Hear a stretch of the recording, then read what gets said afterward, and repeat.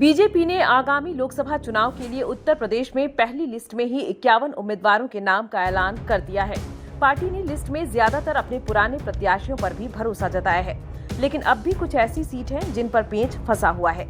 BJP ने राज्य की 6 लोकसभा सीटें अपने सहयोगियों को गठबंधन के तहत दी है, जबकि बाकी लोकसभा सीटों पर बीजेपी चुनाव लड़ेगी। इनमें से 51 पर बीजेपी ने बीते शनिवार को उम्मीदवारों के नामों का ऐलान कर दिया।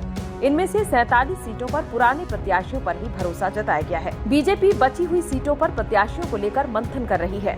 इस बीच यूपी की गाजीपुर सीट चर्चा का विषय बनी हुई है।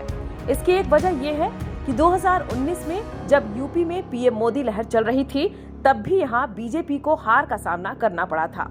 बीजेपी के मनोज सिन्हा को मुख्तार अंसारी के भाई और बसपा के अफजाल अंसारी ने हरा दिया। दरअसल मोदी सरकार के पहले कार्यकाल में गाजीपुर से बीजेपी सांसद मनोज सिन्हा को पहले रेल राज्य मंत्री बनाया गया, फिर उनका कद बढ़ता ही चला गया।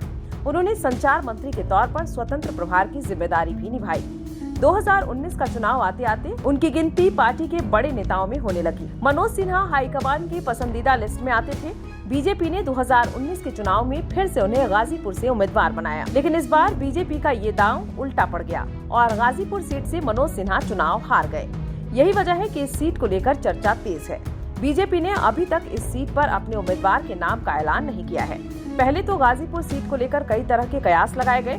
कहा गया कि सुबह सपा को यह सीट बीजेपी के साथ गठबंधन के तहत मिल सकती है, लेकिन ऐसा होता नजर नहीं आ रहा है और अब इस सीट पर तमाम दावेदार सामने आ रहे हैं। ऐसे में पार्टी किसे मौका देगी, ये देखना दिलचस्प होगा।